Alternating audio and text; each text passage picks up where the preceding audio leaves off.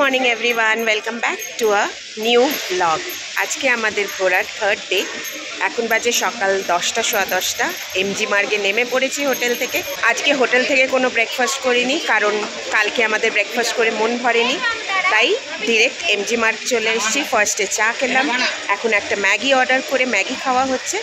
দেন আমরা ডিসাইড করব যে নেক্সট কি খাওয়া যেতে পারে, কারণ এইটুকু দিয়ে আমাদের মন ভরবে না, পেট ভরলেও মনটা ভরাতে হবে। আর আজকে আমাদের নাথুলা যাওয়ার কথা ছিল, কিন্তু সেটা যাওয়া হয়নি। এক তো আজকে মানডে, তার উপরে লাস্ট দুদিন ধরে নাথুলা বন্ধ ডিউ টু ব্যাড ওয়েদার। এখানে তো সব কিছুই ওয়েদারের ওপর ডিপেন্ড করে চলতে হয়।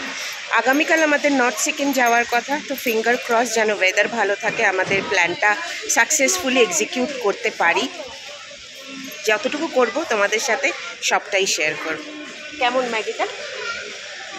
এই পাহাড়ে এসে ঠান্ডা ঠান্ডা ওয়েদারে, ঠান্ডা হাওয়ার ভেতরে, এই ওয়েদারে যেন ম্যাগিটা বেশি ভালো লাগে, তাই না? বাড়িতে যখন খাই গরমে ঘামতে ঘামতে, তখন ঠিক এই এসেন্সটা পাওয়া যায় না, যেটা পাহাড়ে দাঁড়িয়ে খেলে আমরা ফিল করি। ম্যাগি চা সাটিয়ে চলে আসলাম লোকাল ক্যাফেতে, কারণ মেয়ের ইচ্ছা ছিল কফি খাওয়ার, আর আমার ইচ্ছা তো অলওয়েজই থাকে। তাই অর্ডার করে দিলাম আমার জন্য ক্যাপেচিনো। মেয়ে ফার্স্ট টাইম অর্ডার করলো সিঙ্গেল শট এক্সপ্রেসো, আর নিয়ে তো ভাবছে কেমন লাগবে না লাগবে, পরে বলল না ভালোই খেতে।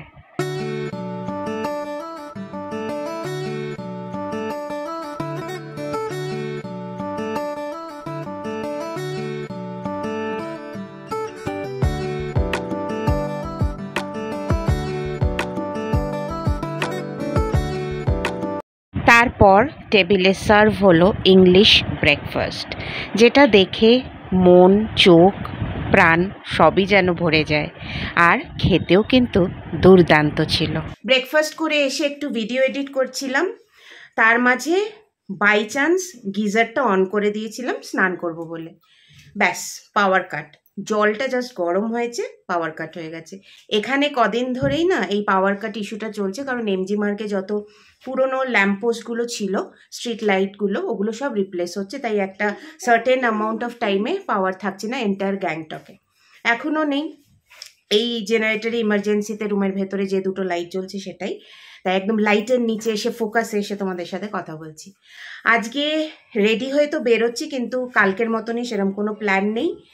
মৈনাকে বললাম দেখ ভালো ক্যাফে আর আছে কিনা যেগুলো এক্সপ্লোর করা বাকি, তো বললো হ্যাঁ খুঁজে পেয়েছি। তো সেগুলোই এখন এক্সপ্লোর করতে যাচ্ছি। জানি না কোনটায় যাব, বা আদৌ ক্যাফেতে যাব কি না যাব। রোপওয়েতে যাওয়ার ইচ্ছা আছে, বাট আজকে না নেক্সট দিন সেটাও ডিসাইড হয়নি। এখন জাস্ট রেডি হয়ে এখন বেরোচ্ছি। চলো, এমজি মার্গে বেরিয়েছি। এই যে এই সব কারণে পাওয়ার অফ লাস্ট 2-3 ঘন্টা ধরে, কালকেও ছিল না, এই চলছে এখানে। ফাইনালি ডিসাইড করলাম ব্রেকফাস্ট আমরা করেছি হেভি, তাই জন্য লাঞ্চটা একটু লাইট করব। চলে আসলাম নতুন একটা ক্যাফে, যার নাম সিকিম ক্যাফে। ক্যাফের ভিতরটা কিন্তু খুবই সুন্দর, যদিও এখন কারেন্ট নেই।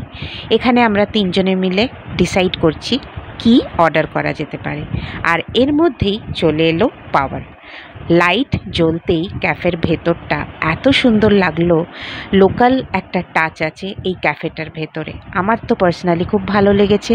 এখানে সমস্ত ফিডব্যাকগুলো লাগানো, বাইরেটা থেকে দেখতে ঠিক এরকম ছোট্ট একটা কোজি প্লেস, কিন্তু খাবার দাবার দুর্দান্ত। আর এই সিকিম ক্যাফের সামনের রাস্তাটা ধরেই আমরা পৌঁছে গেছিলাম গ্যাংটক রোপওয়েতে। আজকের জন্য আমরা অর্ডার করেছিলাম মালা লাফিং, চিকেন টেম্পুরা আর ginger honey lemon tea. Sikkim ক্যাফেতে খাওয়া দাওয়া করলাম, খেয়ে দে এখন পাহাড়ের রাস্তায় জিব্বার করে হাঁটতে হাঁটতে এসেছি হচ্ছে রোপওয়ের ওখানে। লাইন তো ভালোই আছে দেখছি, দেখা যাক আজকে কপালে নাম্বার আসে কিনা। যাই আগে। পৌঁছেই দেখলাম লম্বা লাইন, অগত্যা লাইনের পেছনেই দাঁড়ানো। বেশ খানিকক্ষণ লাইনে দাঁড়ানোর পরে যখন ভেতরে ঢুকলাম, দেখলাম টিকিটের লাইনের সাথে সাথে টিকিট কাটার পরে সিরিয়াল নাম্বার ওয়াইজ লিফটে করে রোপওয়ে স্টেশনে উপরে ওঠারও লাইন। ফাইনালি আমরা 2.5 ঘন্টা পর কিন্তু লিফটে করে উপরে আসতে পারলাম।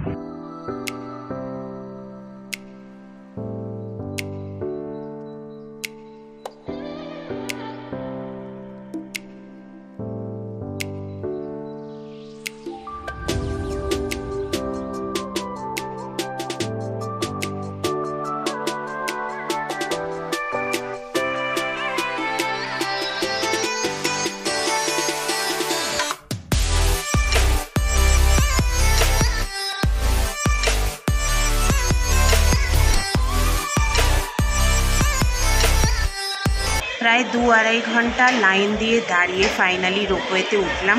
তোমাদের সাথে ছোট ছোট ক্লিপিংস শেয়ারও করেছি। খুবই ছোট্ট একটা রোপওয়ে ট্যুর ছিল, 5 থেকে 7 মিনিট।